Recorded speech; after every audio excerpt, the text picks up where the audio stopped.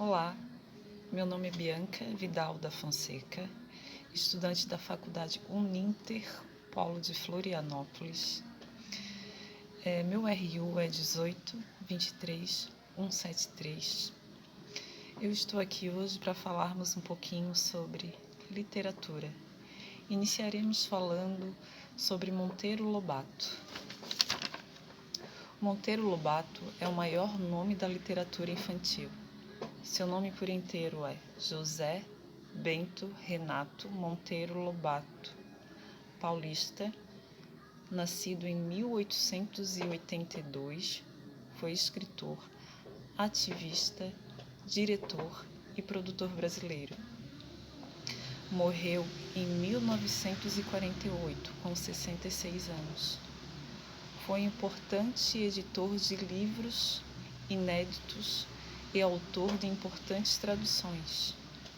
Ficou popularmente conhecido pelo conjunto educativo de suas obras de livros infantis, que constitui praticamente metade da sua produção literária. A outra metade consiste de contos, geralmente de temas brasileiros. Escreveu um único romance, O Presidente Negro, que gerou muita polêmica, principalmente porque esse presidente se passa nos Estados Unidos.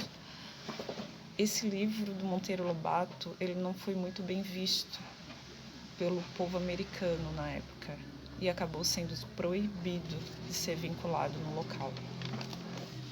Entre as mais famosas obras infantil está Reinações de Narizinho, e foi escrito em 1931.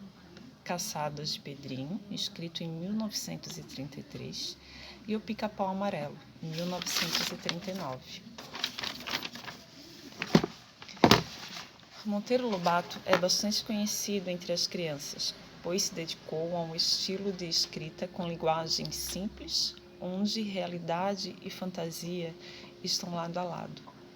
Suas personagens mais conhecidas são Emília, uma boneca de pano com sentimentos e ideias independentes. Pedrinho, personagem que o autor se identifica quando criança. Visconde de Sabugosa, o sábio sabugo de milho que tem atitude de adulto. Puca, vilã que aterroriza todos no sítio e ela vive mirabolando poções para conseguir invadir o sítio. Saci Pererê, que é um menino negro que vive pitando um cachimbo e tem apenas uma perna. E outros personagens que fazem parte da obra do Sítio do Pica-Pau Amarelo, que é até hoje lido por muitas crianças e adultos. Esse livro atravessou gerações, foi transformado em programas de TV, em minisséries, além de pequenos contos infantis também. O Dia do Livro é comemorado no dia 18 de abril, em comemoração ao Monteiro Lobato, pois é o dia de seu aniversário. Entre as maiores obras da literatura infantil brasileira que não podemos perder, do Monteiro Lobato está O Minotauro. O Minotauro é uma história que se passa na Grécia Antiga. A turma encontra personagens históricos, como Sócrates, e é lá que a tia Anastácia vai ser sequestrada e levada para o e levada para um labirinto do mitológico Minotauro, criatura que é metade touro e metade homem.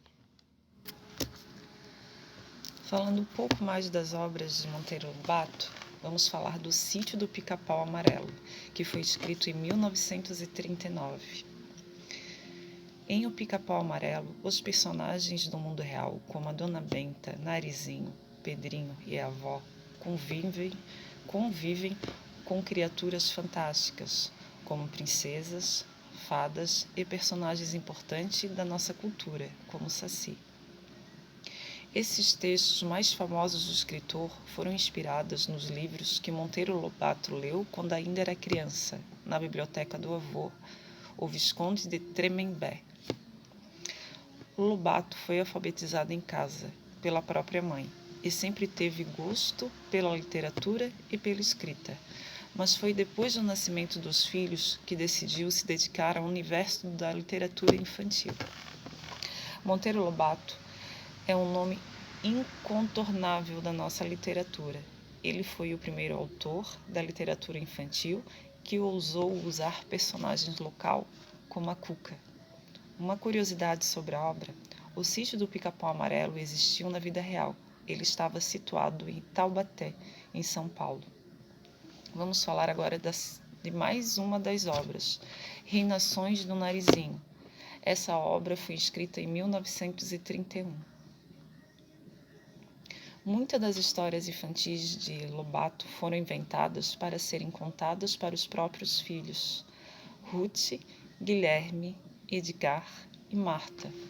O primeiro livro infantil publicado por Monteiro Lobato foi A Menina do Narizinho Arrebitado, lançado em 1921, que alcançou a impressionante marca de 50 mil livros vendidos.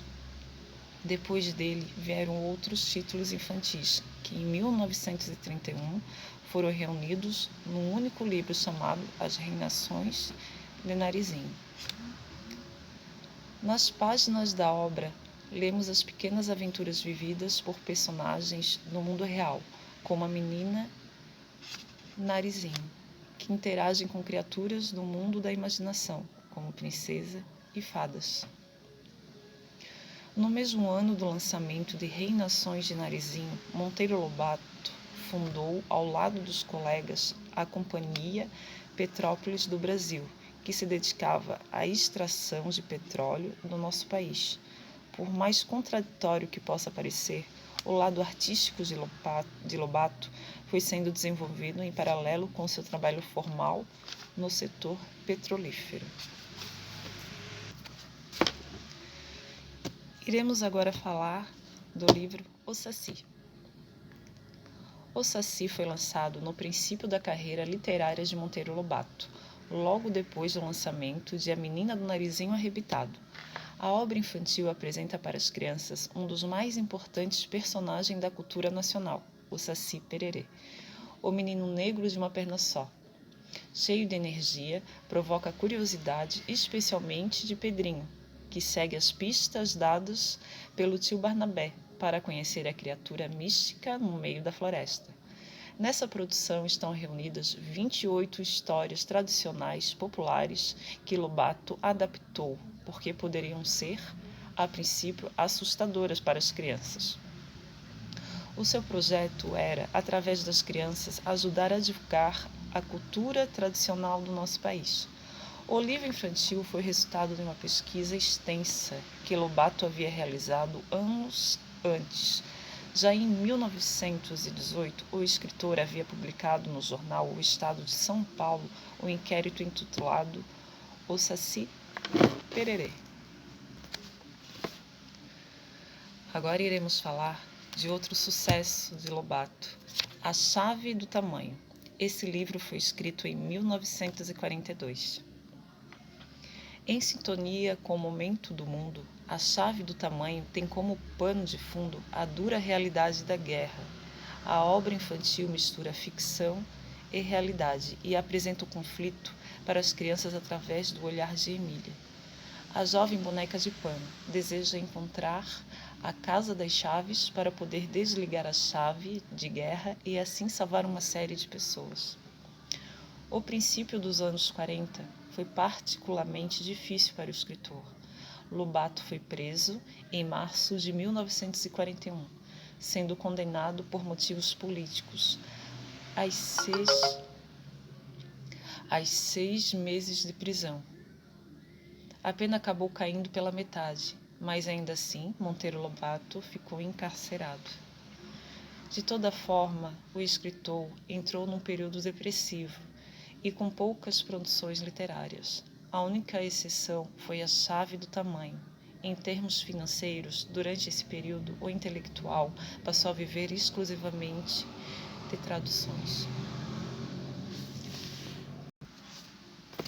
Aí vai mais uma obra de Lobato. Histórias de Tia Anastácia. Tia Anastácia era uma empregada negra que vivia no sítio do Pica-Pau Amarelo e que sempre tinha muita sabedoria popular para partilhar. O livro foi publicado em 1937. Reúne 43 contos que são narrados por ela. Muitos perseguidores leem Tia Anastácia como um personagem que representa a sabedoria popular coletiva. Ela simboliza, de uma certa forma, uma camada social que não teve tanto acesso à educação e que Lobato escolheu dar voz nos seus livros. Com o Estado Novo, em novembro de 1937, o escritor reduziu o trabalho com a exploração de petróleo e começou a se dedicar exclusivamente à produção da literatura. Histórias de Tia Anastácia é justamente desse período em que o autor resolveu escrever livros a tempo integral. Outra obra muito conhecida de Monteiro Lobato foi um livro só de fábulas, com o título Fábulas. Ele foi escrito em 1922. Neste livro, Monteiro Lobato relembra uma série de histórias clássicas no seu livro de fábulas, onde faz uma releitura dos grandes clássicos infantis. O escritor brasileiro retoma, por exemplo, as fábulas de Esopo e La Fontaine, e além de recontar e adaptar para o público brasileiro as ricas fábulas, ele aproveita para tecer comentários e algumas críticas autorais suas em cada texto. A sétima obra muito conhecida de Monteiro Lobato, Caçadas de Pedrinho, escrito em 1933. Caçada de Pedrinhos conta as aventuras do menino corajoso na região do sítio do Pica-Pau Amarelo. Depois de encontrar pegadas na região, o jovem garoto convoca os amigos para irem à procura do animal feroz que anda à volta do sítio. A obra, que foi lançada em 1933, chegou a fazer parte do Programa Nacional Biblioteca na Escola, no Ministério da Educação. Essa é provavelmente a publicação mais polêmica de Monteiro Lobato, que precisou passar por uma recente adaptação feita por Regina Zimmermann e Maurício de Souza para continuar sendo lido pelas crianças. No livro original, havia algumas passagens bastante problemáticas, no que toca ao tema do racismo e da agressão contra os animais. Realmente, nessa obra, Monteiro Lobato polemizou muito e gerou alguns problemas na época.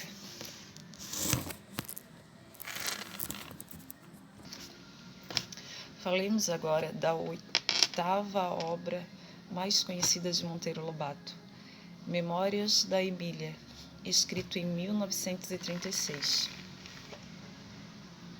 Nessa obra infantil, centrada na boneca de pano, Emília lemos uma série de reflexões filosóficas que são adaptadas para o vocabulário infantil. Ao contrário de um livro de memórias tradicional que reúne experiências vividas, nessas publicações de Lobato encontramos um registro diferente, que pretende misturar a experiência do real com a inventada. Dona Benta, em Memórias, a gente só conta a verdade, o que houve, o que se passou. Você nunca esteve em Hollywood? Como então se põe a inventar tudo isso? Minhas memórias, explicou Emília, são diferentes de todas as outras. Eu conto o que houve e o que devia haver. Então é romance? É fantasia? São memórias fantásticas? Quer ler um pedacinho? Esse foi um trechinho do livro, tá bom, pessoal?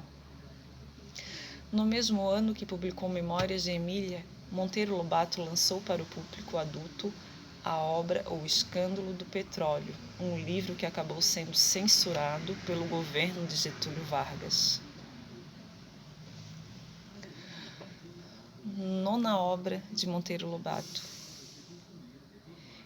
Ideias de Jeca Tatu, escrito em 1918.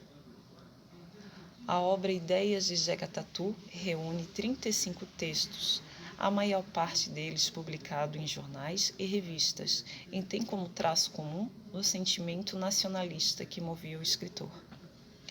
Em muitos desses ensaios, vemos o Monteiro Lobato provocador, polêmico, que contestava, por exemplo, a modernização da arte brasileira.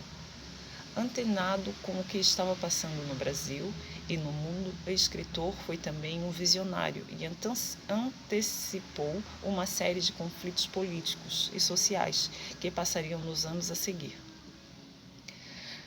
Jeca Tatu foi um personagem fundamental não só para a literatura, como também para a sociedade brasileira. Através dele, Monteiro Lobato protagonizou uma série de campanhas para conscientizar os brasileiros sobre a necessidade de se haver saneamento básico no Brasil. E a 10ª obra de Monteiro Lobato mais lidas foi Urupês.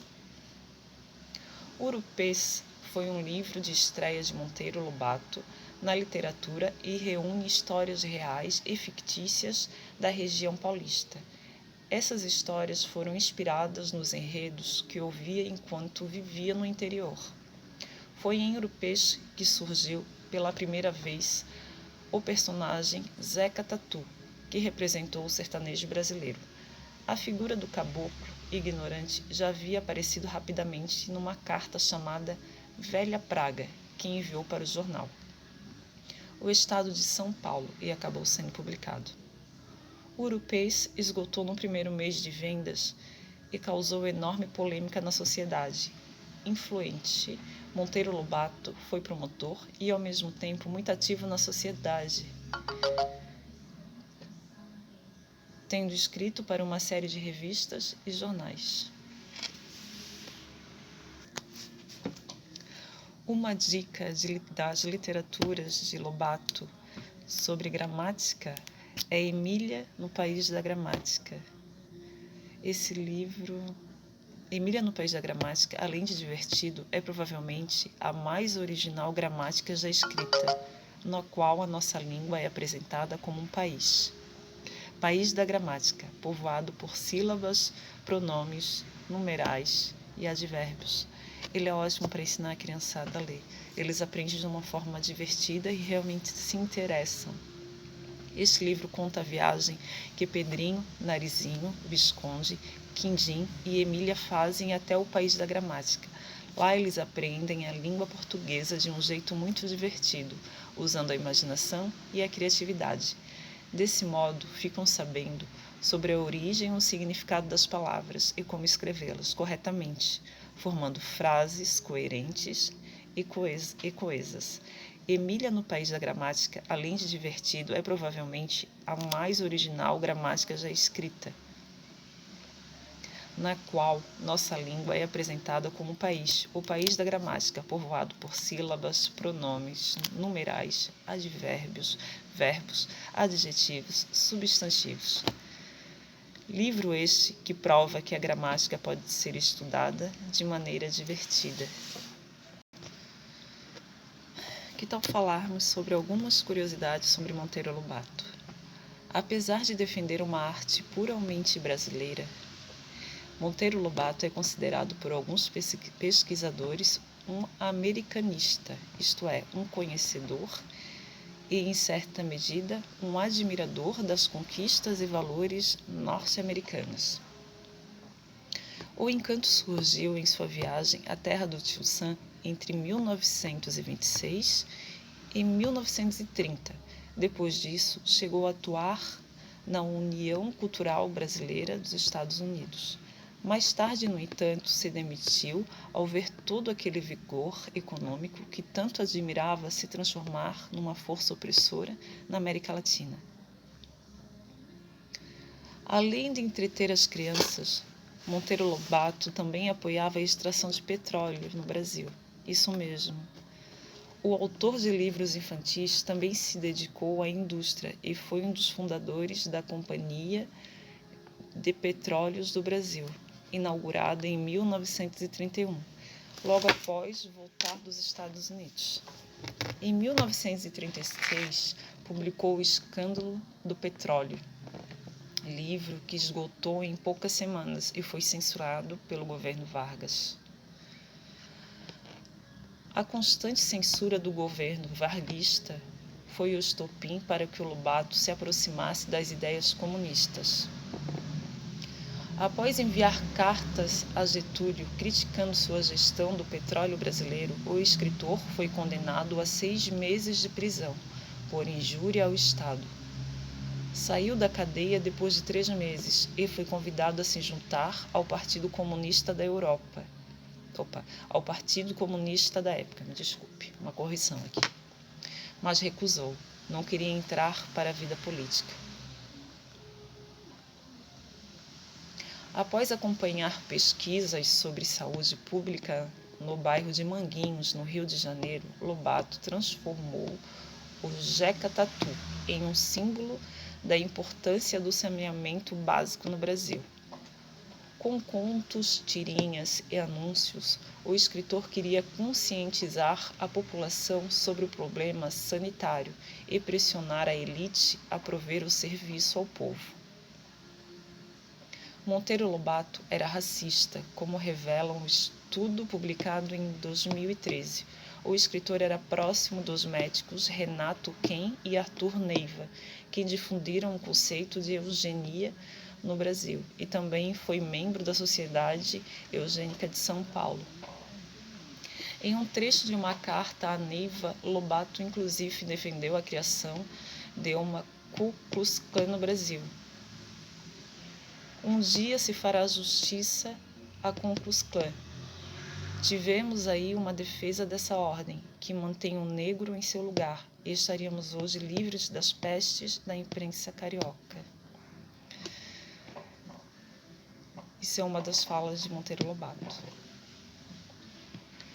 Mesmo após o estudo, nem todos compreendem a gravidade do impacto dessas ideias na obra de Monteiro Lobato. No ano passado, um movimento de estudantes negros da USP se indignou com o descaso de uma professora, dado o assunto, e se mobilizou para pautar o racismo dentro da universidade. Em 1917, os gringos descobriram a cuca. A vilã viralizou no Twitter e até foram estampadas em camisetas produzidas pela blogueira Paris Hilton. A família de Monteiro Lobato não gostou nada da homenagem e prometeu que processaria os norte-americanos por lucrar com os personagens sem autorização. Pessoal, só para deixar claro, as curiosidades que eu tirei sobre Monteiro Lobato, que foi esses últimos 4 minutos que eu estou compartilhando aqui com vocês, foi da revista Galileu, tá? E ela foi escrita no dia 18 de 4 de 2018. Então, quem quiser saber um pouquinho mais sobre essa parte da história de Monteiro Lobato, qual ele era racista, que defendia uma Ku Klux Klan no Brasil, é só dar uma olhadinha lá, tá bom? Lá tem outras falas de Monteiro Lobato também e tem alguns estudos voltados para isso. Então, pessoal, agora eu irei falar sobre 5 curiosidades, 5 coisas que você não sabia sobre Monteiro Lobato, tá? Esses fatos eu tirei de um blog chamado Estante Virtual. Ele foi escrito no dia 4 de 7 de 2006. Quem quiser saber um pouquinho mais a respeito, dá uma espiadinha lá no blog, é bem interessante, tá? Mas eu vou falar algumas coisinhas lá do blog. Então, vamos lá. Lobato foi um aluno mediano na escola e chegou a ser reprovado em português. Foi só quando chegou à universidade, onde se formou em Direito, que ele começou a dar sinais de brilhantismo acadêmico. Monteiro também tentou se dedicar a artes plásticas. Tentou pintar alguns quadros, fez diversas caricaturas de professores do Largo São Francisco e retratos da natureza morta. Desistiu do ofício de pintor no dia que confundiu uma aquarela com tinta a óleo. Como pretende ser pintor um imbecil que nem distingue a aquarela de tinta a óleo? Fala de Monteiro Lobato.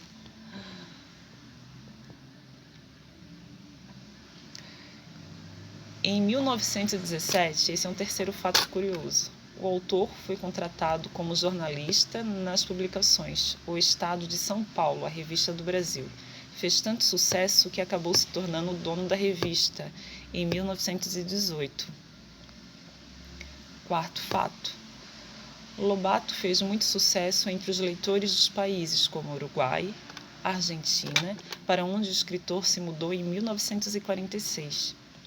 Ele também lançou um livro de ficção científica, chamado O Choque das Raças, onde conta o que aconteceria se um negro fosse eleito o presidente dos Estados Unidos.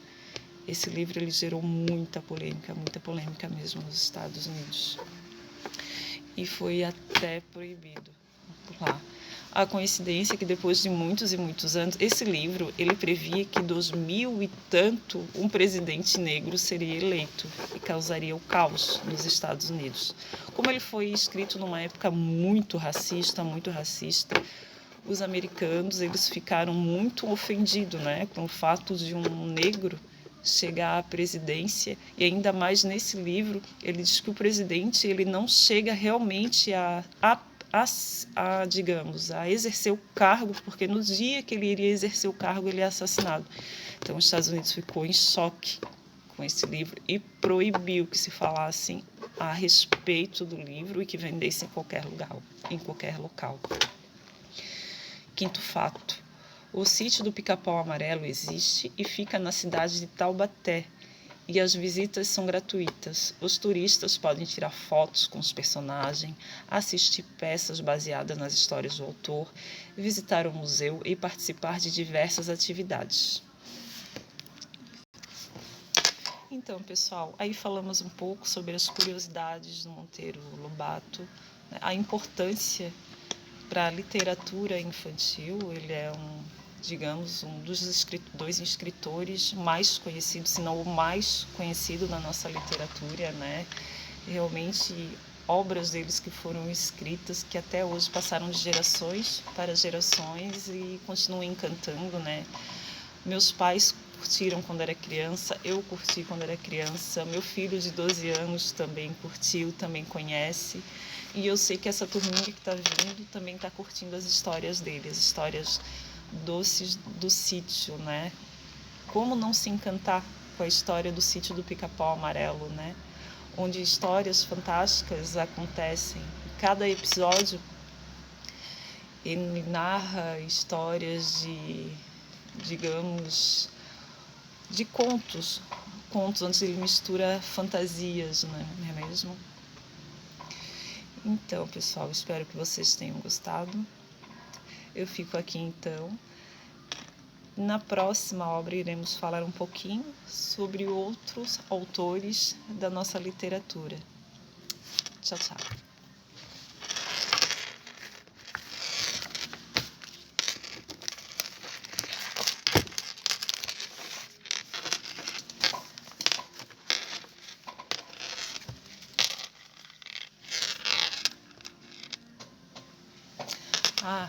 E não esqueçam uma coisa, se vocês quiserem ver um pouquinho mais, a cada obra que eu falei um pouquinho mais, eu fui falando da onde que eu tirei, tá bom? Tirei de blogs, tirei de algumas revistas. Se quiserem saber um pouquinho mais, é só correr lá e dar uma espiadinha, tá bom? Tem muita coisa bacana que eu não falei ainda desses blogs, mas que vale a pena dar uma lidinha, tá bem, pessoal? Obrigado por terem ficado comigo até aqui, durante essa meia horinha, falando dessas obras maravilhosas.